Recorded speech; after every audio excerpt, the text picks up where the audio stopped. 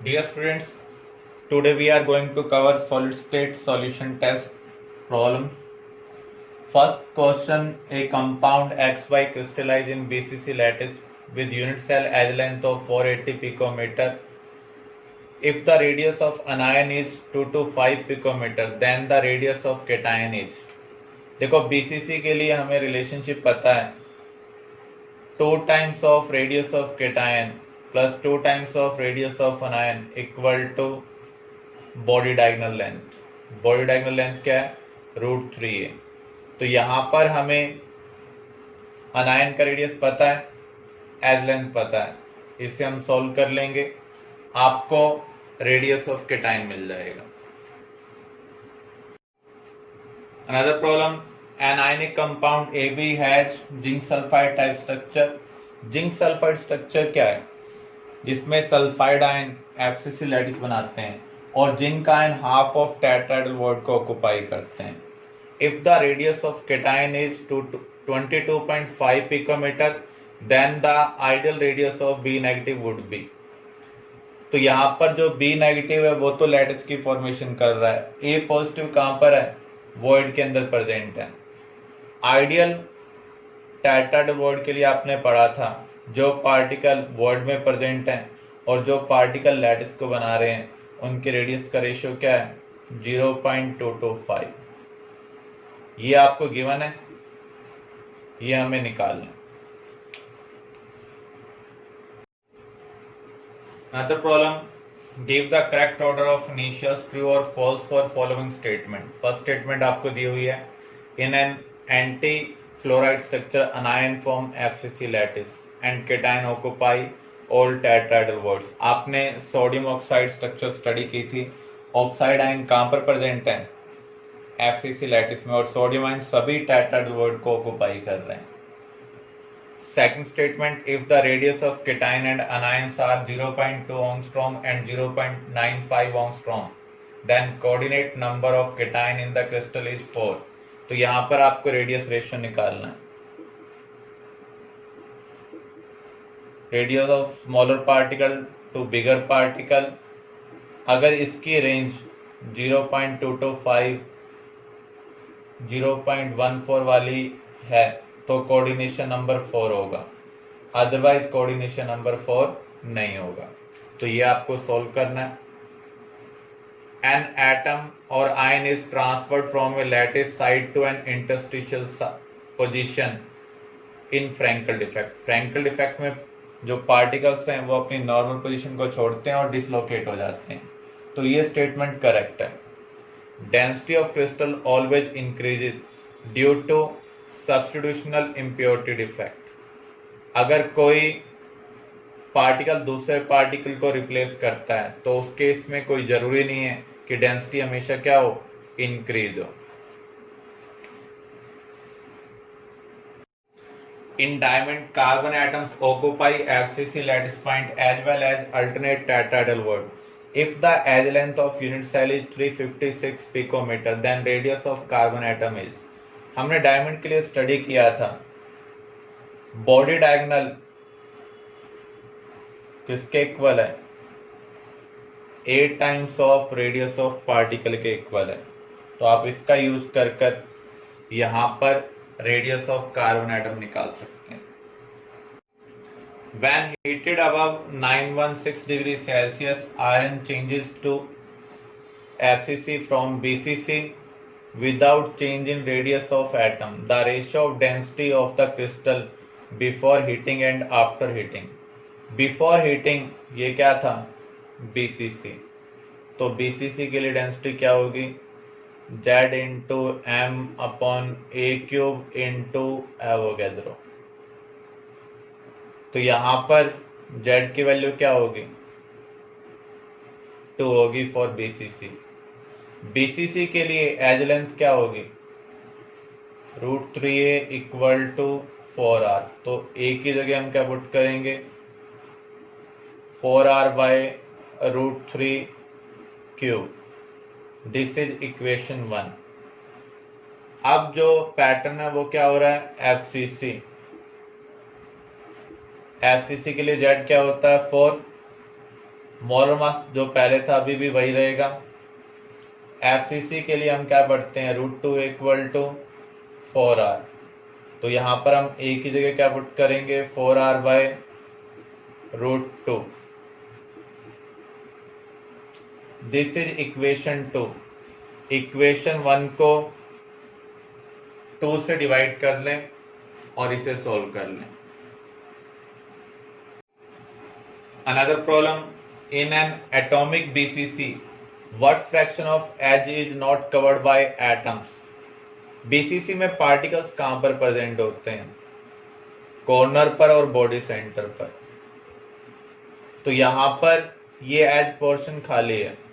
Total as length कितनी है, a। तो यहां पर हमें क्या सब्ट्रैक्ट करना है, 2r। तो ये जो पोर्शन है हमने कवर नहीं किया हुआ है। आर हम कैसे कैलकुलेट करेंगे, बीसीसी के लिए आपने पढ़ा हुआ है √3a किसके इक्वल होता है, 4r। तो r की जगह हम क्या पुट कर सकते हैं, √3a/4। तो a - 2 × √3a/4, इसे आप कैलकुलेट कर लें, ये कवर्ड नहीं है। टोटल कितना है, a। ये आपका आंसर होगा। फिर से आप इस प्रॉब्लम को देख लें, ये टोटल एज है। बीसीसी में आपको पता है जो कॉर्नर पार्टिकल है वो बॉडी सेंटर पार्टिकल को टच करते हैं लेकिन एक दूसरे को टच नहीं करते हैं। तो ये पोर्शन हमने कवर नहीं किया हुआ है। तो टोटल के कंपैरिजन में हमने जितना पोर्शन कवर नहीं किया हुआ है उस रेशियो को हम क्या कहेंगे, fraction of edge is not covered. तो पहले तो हमें कैलकुलेट करना है not covered portion, a - 2r। अब यहां पर r है और यहां पर a है, तो r को हम a की फॉर्म में कन्वर्ट कर रहे हैं using this relationship, part not covered upon total part. इस रेशियो को हम क्या कहेंगे, fraction not covered by atoms. First 3 nearest neighbour distance for primitive cubic lattice are respectively. Primitive का मीनिंग क्या है, simple cubic unit cell. Simple cubic unit cell में जो पार्टिकल्स होते हैं वो कहां पर होते हैं, कॉर्नर्स पर। तो नियरेस्ट डिस्टेंस क्या होगा, a। उससे फार अवे का डिस्टेंस क्या होगा, फेस डायगोनल पर √2a। अब इसके बाद पार्टिकल हमें कहां पर मिलेगा, 2a डिस्टेंस पर। तो यहां पर जो फर्स्ट नियरेस्ट नेबर है वो क्या है, a डिस्टेंस पर है। जो सेकंड नियरेस्ट नेबर है वो कहां पर प्रेजेंट है, √2a डिस्टेंस पर।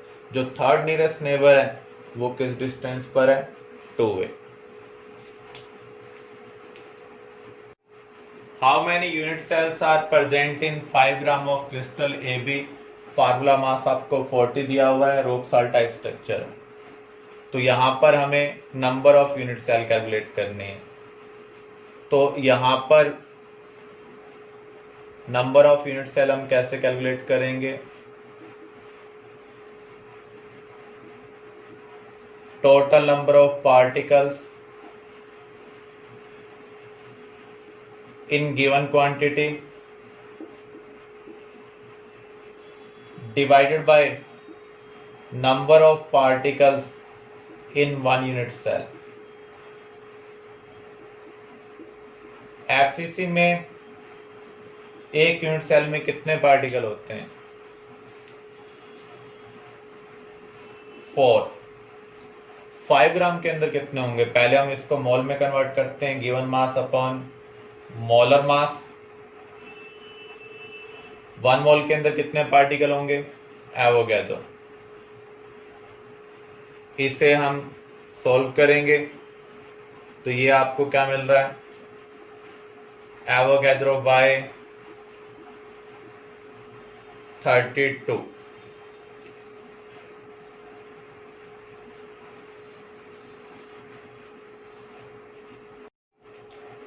Barium oxide has a rock salt type structure when subjected to high pressure.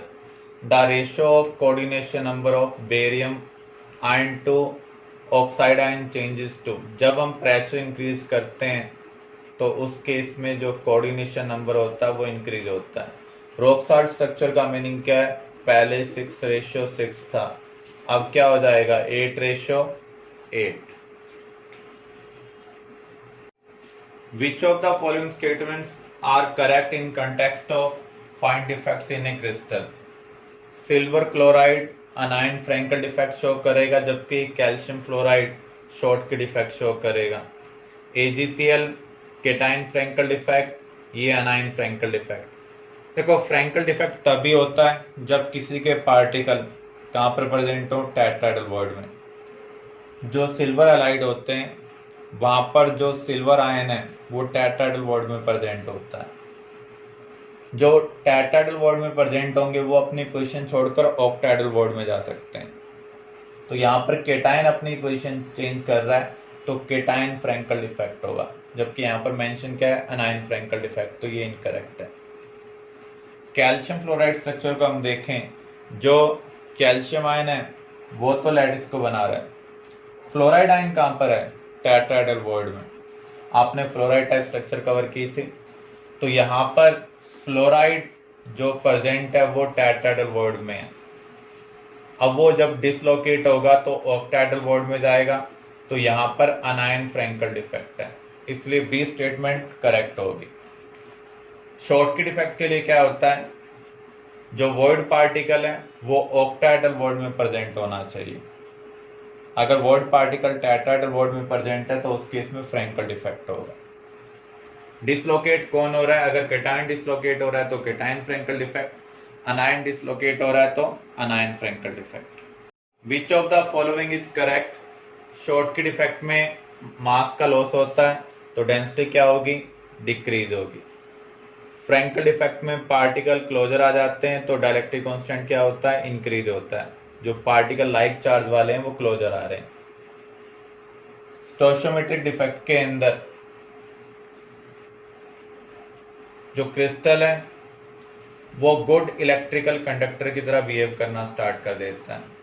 जब स्टोइचियोमेट्रिक डिफेक्ट होता है, चाहे वो फ्रैंकल डिफेक्ट हो चाहे वो शॉर्ट की डिफेक्ट हो, दोनों केस में वैकेंसी प्रोड्यूस होती है। जब वैकेंसी प्रोड्यूस होंगी तो कंडक्शन स्टार्ट हो जाता है। तो यहाँ पर सभी स्टेटमेंट क्या है? करेक्ट है।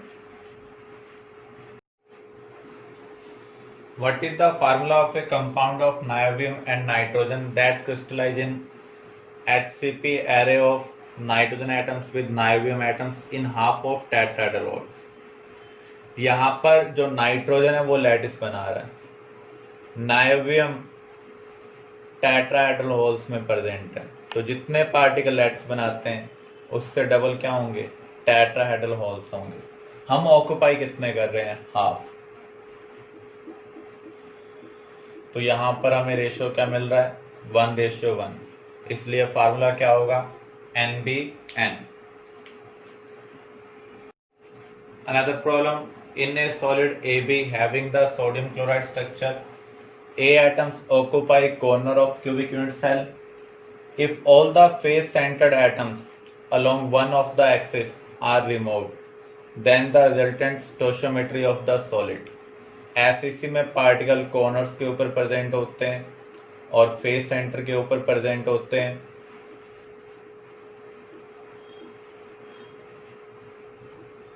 अब ये क्या कह रहा है? किसी भी एक एक्सिस से हम फेस सेंटर पार्टिकल को रिमूव कर दें, या एक्स वाले या वाई वाले या फिर जेड, तो आपके पास 6 फेस सेंटर पार्टिकल हैं, 2 एक्स के होंगे, 2 वाई के होंगे, 2 जेड के होंगे। तो अब कितने फेस सेंटर पार्टिकल रह गए? 4 फेस सेंटर पार्टिकल और 8 कॉर्नर पार्टिकल्स हैं। आपने पढ़ा था जो अनायन है वो एफसीसी लैटिस बनाते हैं, जो केटायन है वो वॉइड को ऑक्युपाई करते हैं। तो यहाँ पर जो कॉर्नर और फेस सेंटर के ऊपर प्रेजेंट है वो क्या है? बी। तो इसके तो 4 पार्टिकल पर यूनिट सेल है, नॉर्मली इसके भी 4 होते हैं। अब कितने होंगे? फेस सेंटर पर 4 रह गए हैं और फेस सेंटर का कंट्रीब्यूशन क्या होगा? 1/2। कॉर्नर पार्टिकल कितने हैं? 8। कॉर्नर का कंट्रीब्यूशन कितना है? 1/8। तो यहां पर आपको क्या मिल रहा है? 4:3। इसलिए फार्मूला क्या होगा? A4B3। अनदर प्रॉब्लम, हमें पैरामीटर ऑफ यूनिट सेल दिए हुए हैं, हमें क्रिस्टल सिस्टम को आइडेंटिफाई करना है। तो हमने ये पढ़ा था ए बी कहां पर इक्वल नहीं होता? 3rd, 4th और 7th पोजीशन पर। बी सी कहां पर इक्वल हो सकता है? 1st और 6th पोजीशन पर। बाकी सभी पोजीशन पर इक्वल नहीं होगा। तो सी टॉम एच आर टी। तो यहां पर अगर हम इसका यूज करें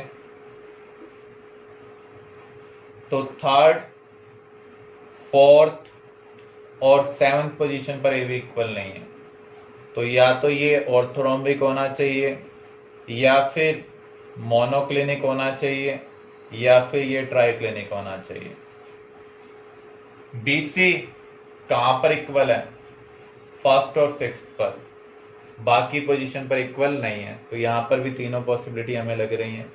एंगल के बारे में आपने पढ़ा था, 1st, 2nd, 3rd पोजीशन पर अल्फा बीटा गामा क्या होते हैं? 90 डिग्री के इक्वल होते हैं और खुद भी इक्वल होते हैं। 4th पोजीशन पर beta not equal to 90 degree. 5th position पर gamma not equal to 90 degree. 6th position पर अल्फा बीटा गामा इक्वल नहीं होते हैं और 90 डिग्री के इक्वल होते हैं। 7th पर अल्फा बीटा गामा भी इक्वल नहीं होते हैं और कोई भी एंगल 90 डिग्री के इक्वल नहीं होता। सॉरी, 6th पोजीशन पर अल्फा बीटा गामा तो इक्वल है, लेकिन कोई भी एंगल 90 डिग्री के इक्वल नहीं है। तो यहां पर हम देखते हैं क्या चीज सेटिस्फाई हो रही है? Beta not equal to 90 degree. ये किसके लिए एप्लीकेबल है? मोनोक्लिनिक के लिए। तो इसलिए आपका आंसर क्या होगा? Monoclinic. A solid crystal is composed of X, Y and Z atoms. Y atoms are occupying 50% of octahedral world, whereas X atoms are occupying the 100% of tetrahedral world. With Z atoms in CCP array arrangement, then the rational formula of the compound in the given crystal is. तो यहाँ पर हमें x Y Z का ratio निकालना है। Z यहाँ पर lattice बना रहा है। मान लीजिए इसके एक्स पार्टिकल लैटिस बनाते हैं, तो जितने पार्टिकल लैटिस बनाते हैं उतने ही ऑक्टाइडल वर्ड होते हैं। ऑक्टाइडल वर्ड कहाँ पर है? वाई ऑक्युपाई कर रहा है इनको। कितने परसेंट ऑक्युपाई कर रहा है? 50%। इसका मीनिंग हमने हाफ ऑक्युपाई किए। तो जितने पार्टिकल लैटिस बनाएंगे उससे डबल क्या होंगे? टेट्राहेड्रल वर्ड होंगे। पार्टिकल एक्स टेट्राहेड्रल वर्ड को ऑक्युपाई कर रहा है और 100% ऑक्युपाई कर रहा है। तो एक्स यहाँ पर कैंसिल आउट हो जाएगा। आपको रेशियो क्या मिल रहा है? 4:1:2। तो फार्मूला क्या होगा? X4YZ2। Relative decrease in vapor pressure is 0.4 for a solution containing 1 mole AB in 3 mole water.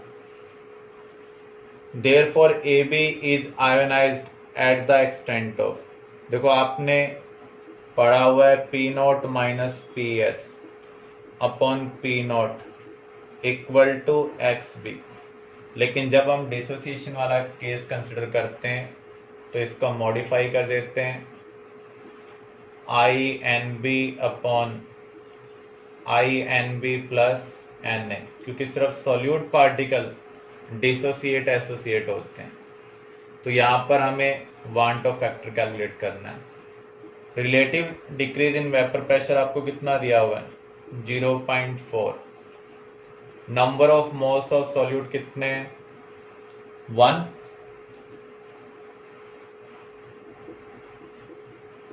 Solvent के कितने मोल्स हैं? 3।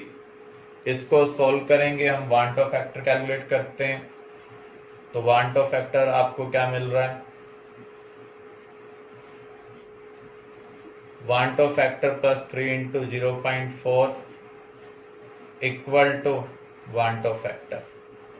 तो 0.4 into van't Hoff factor plus 1.2 equal to van't Hoff factor. तो 0.6 वांटो फैक्टर इक्वल टू 1.2। सोल्व कर रहे हैं तो वांटो फैक्टर की वैल्यू क्या मिल रही है? 2 मिल रही है। डिसोसिएशन और वांटो फैक्टर में क्या रिलेशनशिप है? तो यहां पर वांटो फैक्टर कितना है? 2 है।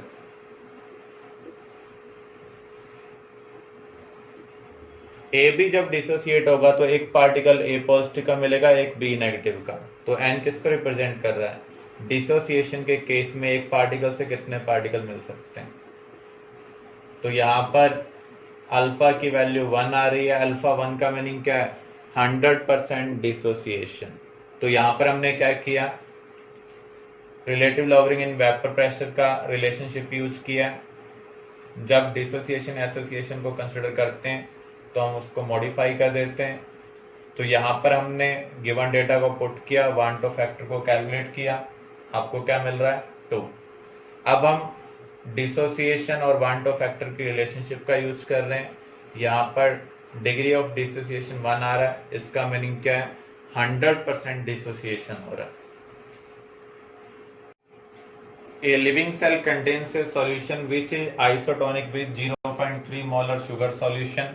What osmotic pressure develops when the cell is placed in 0.1 molar KCl solution at body temperature? जब भी आप ऑस्मोटिक प्रेशर का रिलेशनशिप यूज करते हैं, यहाँ पर जो हम कॉन्सेंट्रेशन ले रहे हैं वो है डिफरेंस इन कॉन्सेंट्रेशन। नॉर्मली हम प्योर वाटर के रिस्पेक्ट में कंसिडर करते हैं, प्योर वाटर की जो कॉन्सेंट्रेशन है वो 0 है क्योंकि उसमें कोई सॉल्यूट प्रेजेंट नहीं है। तो यहाँ पर अगर हम किसी और सॉल्यूशन में इसको डिप कर दें तो हमें डिफरेंस इन कॉन्सेंट्रेशन को लेना पड़ेगा। सेल की कॉन्सेंट्रेशन कितनी है? 0.3 मोलर है, क्योंकि क्वेश्चन के स्टेटमेंट में आपको दिया हुआ है cell solution 0.3 molar sugar solution के आइसोटोनिक है। इसका मीनिंग दोनों की जो कॉन्सेंट्रेशन होनी चाहिए वो क्या होनी चाहिए? सेम होनी चाहिए।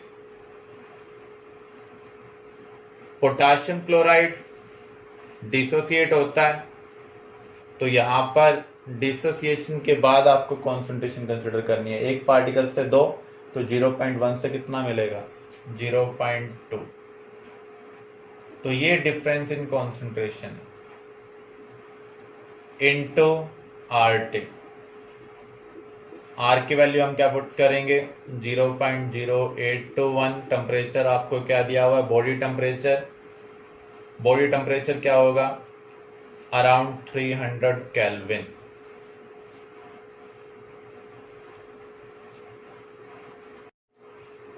Another problem, the plot of 1/XA versus 1/YA। XA और YA यहाँ पर मोल फ्रैक्शन है, ये लिक्विड फेज का और ये वेपर फेज का। Is linear whose slope and intercept respectively are। तो यहां पर YA क्या है? PA upon P total. तो PA की जगह हम क्या लिख सकते हैं? PA not XA। P total क्या होगा? PA not XA plus PB not XB। यहां पर 1/YA दिया हुआ है, तो इसको उल्टा कर देते हैं।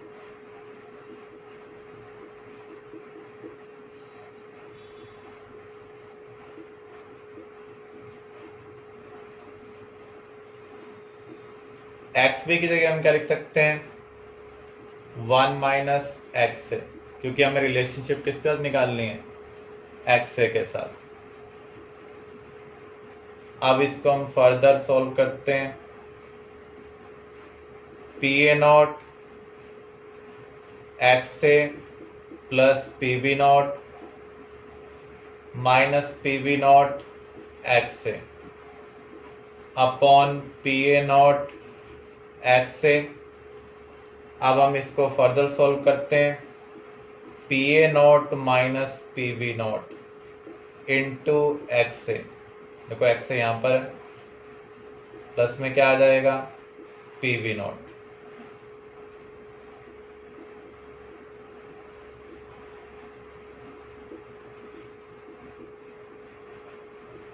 इसको हम ऐसे भी लिख सकते हैं, एक्स ए से एक्स ए क्या हो जाएगा, कैंसिल हो जाएगा। तो अब आपको रिलेशनशिप मिल रही है 1/y A equal to P A not minus P B not upon P A not plus P B not upon P A not into 1/x A. Relationship क्या कह रही है कि हमें ग्राफ इसके बीच में देखना है, तो ये y एक्सिस के लॉन्ग होना चाहिए, ये x, इसका मीनिंग इसको हमें लेफ्ट साइड लाना है। अगर इसको लेफ्ट साइड लाना है तो इसको हम क्या लिख सकते हैं, P B not upon P A not into 1/x A. इसको उधर शिफ्ट करना पड़ेगा तो साइन अपोजिट होगा, जो टर्म पहले नेगेटिव थी अब पॉजिटिव हो जाएगी।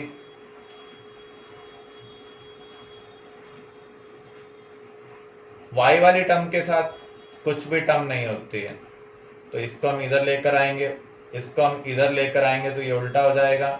तो यहां पर आ जाएगा P A not upon P B not,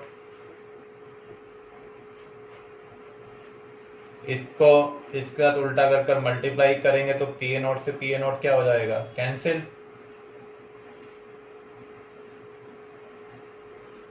नीचे क्या आ जाएगा, पी बी नॉट। तो ये तो है स्लोप और ये क्या है, इंटरसेप्ट। हमें क्या करना है, स्ट्रेट लाइन की इक्वेशन जो होती है वो क्या होती है, y equal to M X plus C. तो x के साथ जो भी हम x एक्सिस को लॉन्ग ले रहे हैं उसके साथ जो भी टर्म होगी दैट इज स्लोप, और उसके बाद जो प्लस में आपको टर्म दी हुई है वो क्या है, इंटरसेप्ट है। An ideal mixture of liquid A and B with 2 moles of A and 2 moles of B has a total vapor pressure of 1 atmosphere at a certain temperature. Another mixture with 1 mole of A and 3 mole of B has a vapor pressure greater than 1 atmosphere, but if 4 mole of C are added to second mixture, then vapor pressure comes down to 1 atmosphere. Vapour pressure of C आपको pure state में दिया हुआ है 0.8 atmosphere, हमें pure ए और pure B का निकालना है। तो पी एस क्या होता है, P A not X A plus P B not X B, दोनों के 2 मोल हैं, तो हम ये कह सकते हैं 1 atmosphere equal to P A not into 1/2। Mole fraction क्या होगा, number of moles of that component divide by total number of moles, 2/4 क्या आ जाएगा, 1/2। ऐसे ही हम यहाँ पर कर सकते हैं, ये इक्वेशन 1 है। अब अनदर मिक्सचर की ये बात कर रहा है जहाँ पर ए का 1 मोल है, बी के कितने हैं, 3 मोल, तो प्रेशर 1 एटमॉस्फेयर से ज़्यादा हो रहा है। इसमें हम सी के 4 मोल ऐड कर रहे हैं, तो प्रेशर वापस क्या हो रहा है, 1 एटमॉस्फेयर। तो टोटल मोल अब कितने हो गए, 8। ए का मोल फ्रैक्शन क्या होगा, 1/8। बी का क्या होगा, 3/8। सी का कितना है, 4/8। पीसी नॉट की वैल्यू आपको दी हुई है, वैल्यू पुट कर लें, आपको सेकंड इक्वेशन मिलेगी। फर्स्ट और सेकंड इक्वेशन को आप सॉल्व कर लें। आइडियल सॉल्यूशन के लिए जो एंथैल्पी ऑफ मिक्सिंग होती है वो 0 होती है। जब आप 2 लिक्विड को मिक्स करते हैं एंट्रोपी हमेशा इंक्रीज होती है, तो एंट्रोपी 0 नहीं हो सकती, जबकि यहाँ तीनों केस में एंट्रोपी क्या दी हुई है, 0 दी हुई है। सॉल्यूशन बन रहा होता है तो उस केस में जो गिव फ्री एनर्जी होती है वो नेगेटिव होती है, तो इसलिए ए बी सी स्टेटमेंट क्या है, इनकरेक्ट है। एंथैल्पी ऑफ मिक्सिंग 0 क्यों है, क्योंकि यहाँ पर जो नया इंट्रैक्शन है वो पुराने इंट्रैक्शन जैसा ही है। तो यहाँ पर जो अट्रैक्टिव फोर्स है वो ना तो वीक हो रहे हैं ना ही स्ट्रॉन्ग हो रहे हैं, इसलिए एंथैल्पी ऑफ मिक्सिंग क्या होगी, 0 होगी। Aqueous solution of 0.004 molar sodium sulfate and 0.01 molar glucose are isotonic. The degree of dissociation of sodium sulfate is, जो सोडियम सल्फेट है वो आयोनाइज हो रहा है। जब भी कोई भी चीज आयोनाइज होती है तो हम उसका वन टू फैक्टर कंसिडर करते हैं। दोनों आइसोटोनिक है तो दोनों का ऑस्मोटिक प्रेशर क्या होना चाहिए, सेम होना चाहिए। ग्लूकोज यहाँ पर नॉन इलेक्ट्रोलाइट है तो यहाँ पर हम यूज करेंगे ICRT। कॉन्सेंट्रेशन आपको दी हुई है 0.004 into R into T। This is for sodium sulphate. Glucose के लिए कंसिडर करें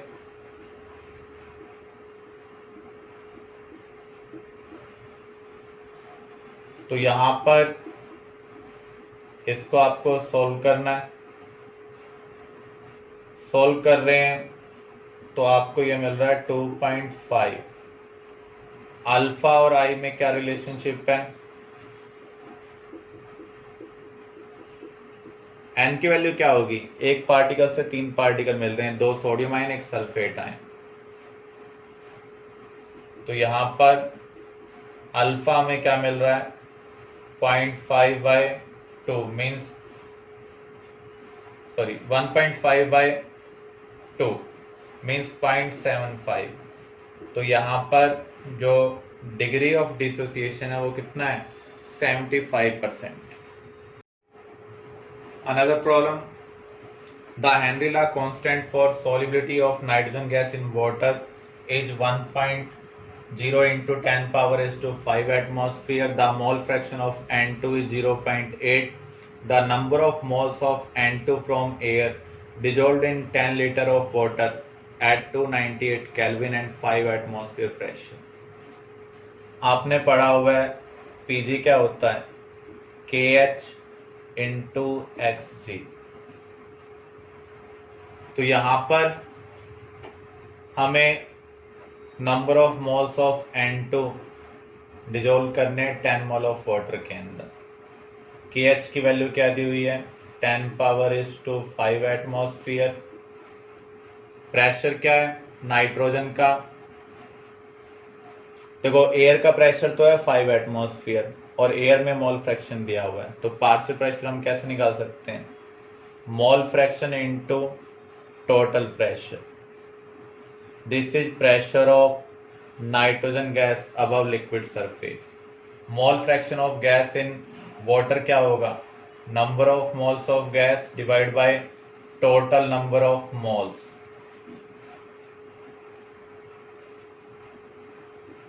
वाटर के मोल्स हमने कितने लेने हैं 10। तो जो गैस डिजोल्व हुई है उसके moles total number of moles के कंपैरिजन में नेग्लिजिबल होंगे, तो यहां पर हम इसको 10 ही राइट कर सकते हैं। तो Ng आपको क्या मिल रहा है 0.8 into 5 into 10 upon 10 power is to 5। तो यहां पर ये आपको मिल रहा है 4 इंटू 10 पावर इज टू -4। फिर से आप देख लें हेनरी लॉ की जो सेकंड स्टेटमेंट हमने कवर की थी, जब मिक्सचर ऑफ गैसेस प्रेजेंट होती हैं तो हमें रिलेशनशिप यूज करनी है Pg equal to KH into XG। Pg यहाँ पर क्या है partial pressure of gas above liquid surface, mole fraction into total gaseous pressure. Henry constant की वैल्यू आपको दी हुई है। XG क्या होगा mole fraction of gas in solution, तो number of moles of gas divide by total number of moles. Gas की solubility water में बहुत कम होती है, तो जो वाटर के मोल्स हैं वही टोटल नंबर ऑफ मोल्स हैं। इसको हम सॉल्व कर लेंगे तो आपको number of moles of nitrogen in water मिल रहा है। According to Henry's law, the partial pressure of gas is directly proportional to mole fraction of gas in dissolved state. तो यहाँ पर पार्शियल प्रेशर ऑफ गैस क्या होगा KH into mole fraction of gas in solution. तो KH क्या है? Characteristics है constant for a given gas solvent system. जितनी ज़्यादा KH की वैल्यू होगी उतनी कम सॉल्युबिलिटी होगी। KH टेम्परेचर के साथ इंक्रीज होता है, सभी स्टेटमेंट क्या है? करेक्ट है। KH एक कांस्टेंट है जिसको हम गैस और सॉल्वेंट के लिए कंसिडर करते हैं। जितनी ज़्यादा KH की वैल्यू होगी उतनी कम सॉल्युबिलिटी होगी। PG दिया हुआ आपको KH into XG। XG represent कर रहा है सॉल्युबिलिटी को। तो आप देख सकते हैं XG और KH में क्या रिलेशनशिप है? इनवर्स रिलेशनशिप है। टेम्परेचर इंक्रीज करने पर गैस की सॉल्युबिलिटी डिक्रीज हो रही है। अगर सॉल्युबिलिटी डिक्रीज होगी तो इसका मीनिंग क्या है? KH क्या होगा? इंक्रीज होगा। तो यहाँ पर सभी स्टेटमेंट करेक्ट है। Total vapour pressure of mixture of 1 mole of A and 2 mole of B is 200 mm। ये हमने प्रैक्टिकली ऑब्जर्व किया है। अब हम थ्योरेटिकली कैलकुलेट कर लेते हैं। PS क्या होगा? PA not XA plus PB not XB। PA not की वैल्यू क्या है? 150। मोल फ्रैक्शन ऑफ A क्या होगा? Number of moles of A divide by total number of moles. Total number of moles 3 है। PB नॉट आपको दिया हुआ है 240। तो B का मोल फ्रैक्शन क्या है? 2/3। तो ये आपको 50 मिल रहा है। ये आपको मिल रहा है 160 मीन्स 210। तो ये एक्सपेक्टेड है और ये क्या है? एक्सपेरिमेंटल। अगर एक्सपेरिमेंटल वेपर प्रेशर एक्सपेक्टेड से कम हो तो डेविएशन कौन सी होगी? Negative deviation.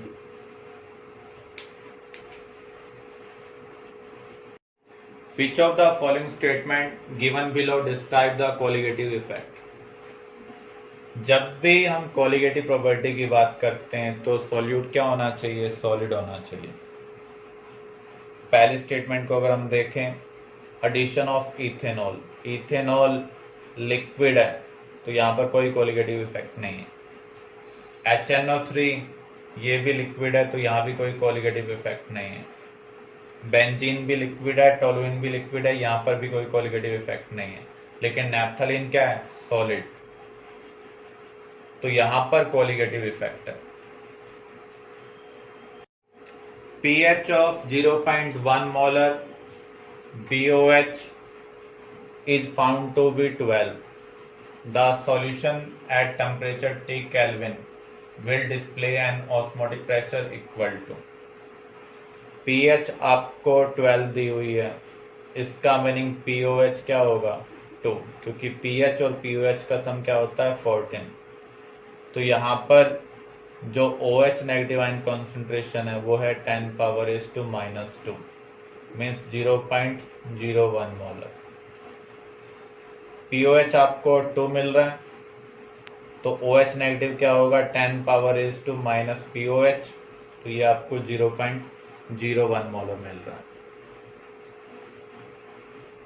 तो अब हमें यहाँ पर ऑस्मोटिक प्रेशर कैलकुलेट करना है जब भी हम वीक बेस को कंसिडर करते हैं।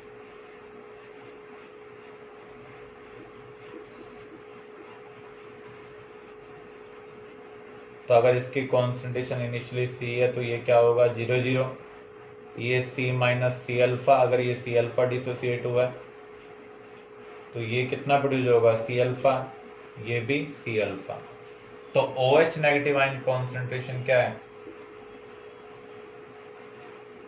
C अल्फा है। OH नेगेटिव आप कैलकुलेट कर चुके हैं 10⁻⁻²। C आपको दिया हुआ है 0.1। अल्फा यहाँ पर आपको क्या मिल रहा है?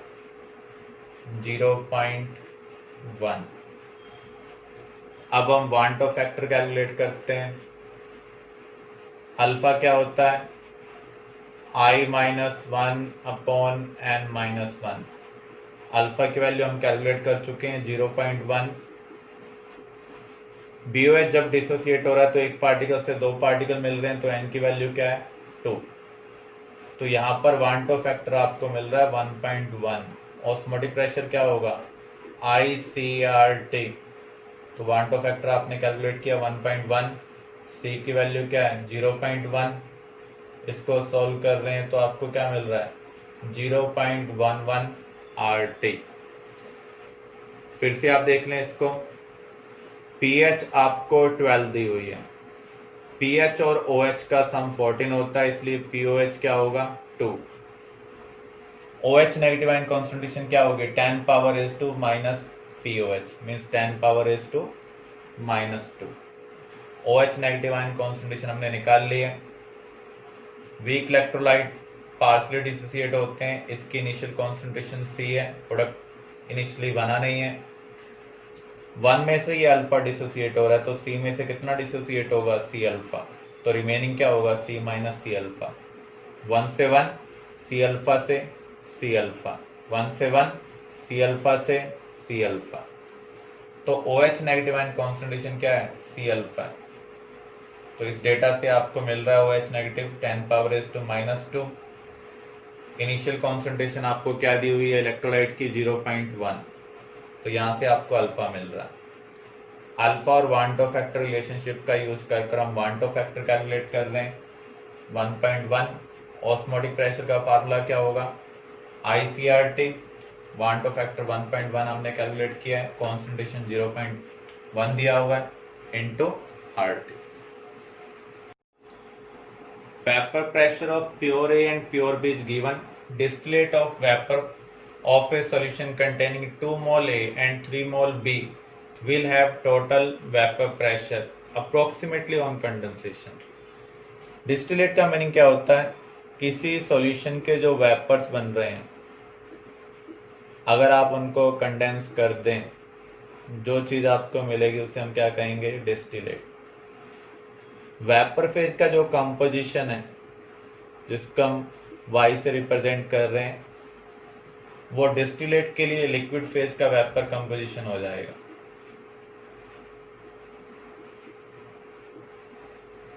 डिस्टिलेट के लिए लिक्विड फेज का कंपोजिशन हो जाएगा।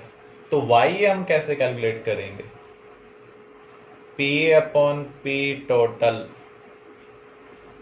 Means PA not XA upon PA not XA plus PB not XB।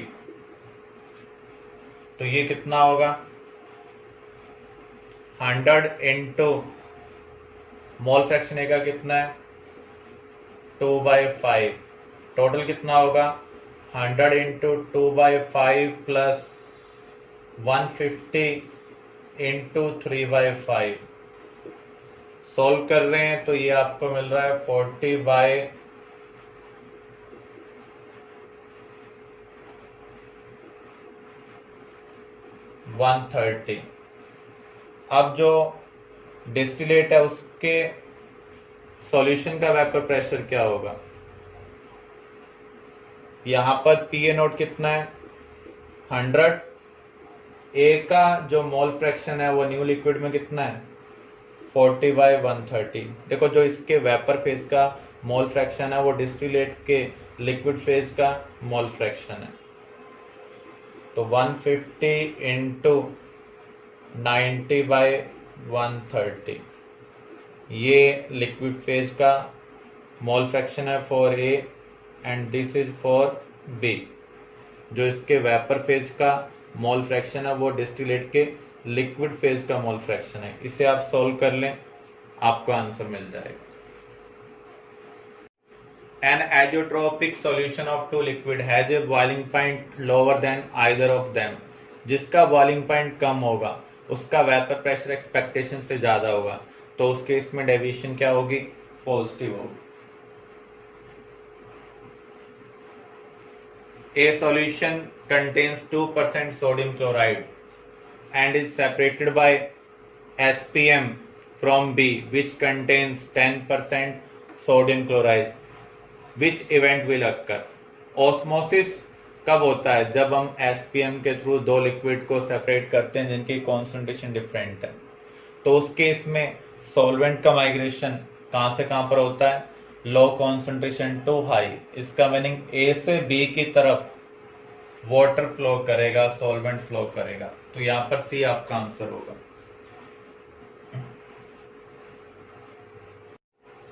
In the depression of freezing point, it is found that vapor pressure of solution is equal to pure solvent. The vapor pressure of solution is more than that of pure solvent. Only solute particles solidify at the freezing point. Only solvent molecules solidify at the freezing point. तो जब freezing होती है तो सिर्फ solvent के molecule freeze होते हैं, solute के मॉलिक्यूल फ्रीज नहीं होते हैं.